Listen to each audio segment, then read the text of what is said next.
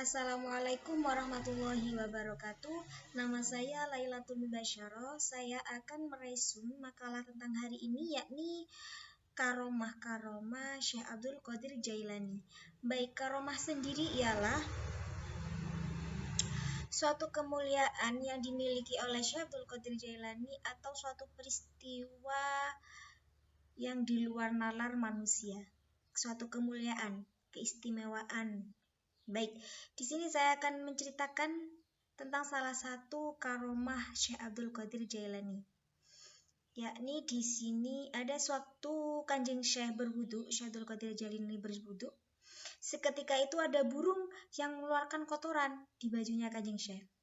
Tapi Kanjeng Syekh Abdul Qadir Jailani tidak pernah merasa marah ataupun balas dendam terhadap si burung.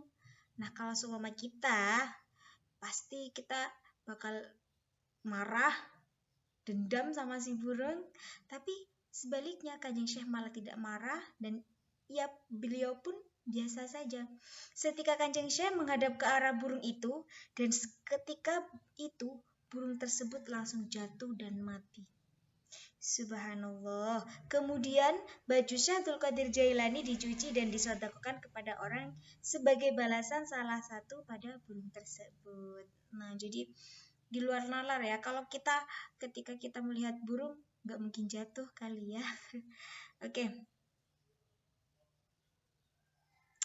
Segala sesuatu ibadah yang dilakukan oleh Kanjeng Syekh Abdul Qadir Jailani itu dilakukan dengan secara ikhlas karena saking cintanya beliau kepada Allah Subhanahu wa taala. Oke, cerita yang kedua. Ini cerita anak di pondok. Nah, ada seorang wanita yang memasrahkan anaknya untuk berguru atau mengabdi. Kalau di zaman sekarang itu bisa dikatakan si anak ini mondok. Nah, si A dipondokkan kepada Syekh Abdul Qadir Jailani.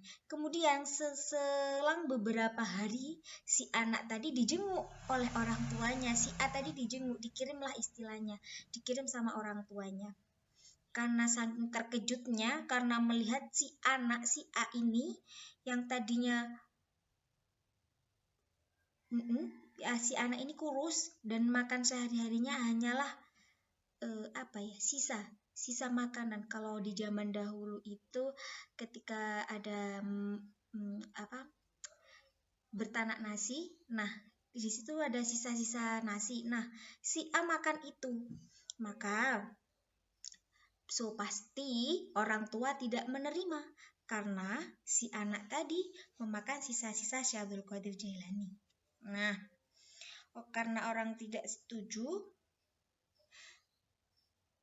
sedangkan si orang tua si A tadi melihat Syekh Abdul Qadir Jailani makan di pesta, makanannya secara mayoran. Kemudian sang ibu sowan kepada Syekh Abdul Qadir Jailani dan berkata, "Wahai Syekh, kenapa? Apa bedanya antara anakku dengan Anda gitu, dengan kamu, maksudnya dengan beliau, apa bedanya anak saya dengan Kanjeng Syekh Abdul Qadir Jailani?" Bilang gitu. "Kok jenengan dahar kali ulama dengan secara bersenang-senang atau pesta, sedangkan anak saya cuma makan sisa-sisa? Kan gemboten wonten bedane, Syekh, sama-sama manusia," gitu katanya. Tanpa basa-basi, Syekh Abdul Qadir Jailani mengepalkan balung-balung ikan tadi, mengepal-ngepalkan ikan sisa makanan tadi. Kalau dahulu itu pakai ikan ayam ya, tulang-tulang ikan balang, dan berdoa, "Ya Allah, dengan izinmu dan kekuasaanmu, balung-balung ayam itu bisa hidup kembali." Nah, kemudian setelah dilemparkan si tulang-tulang ayam tadi, kemudian si ayam jago tadi langsung berkokok, "La ilaha illallah Muhammadur Rasulullah." Seketika itu orang tuanya langsung terkejut dan tidak mau membandingkan anaknya si A tadi dengan Syekh Abdul Qadir Jailani, karena beliau percaya, si orang tua tadi percaya kalau si anak tadi mondok bersama Syekh Abdul Qadir Jailani bakal mendapatkan barokahnya, barokah ilmu manfaat. Amin amin ya rabbal alamin. Jadi kalau kita memondokkan anak, memasrahkan anak kepada yai, entah si anak tadi dibikin seperti babu, seperti pembantu, ataupun lebih dari itu, maka terima. Karena di situ ada balasan tersendiri, ada barokahnya tersendiri. Seperti itu. Wassalamualaikum warahmatullahi wabarakatuh.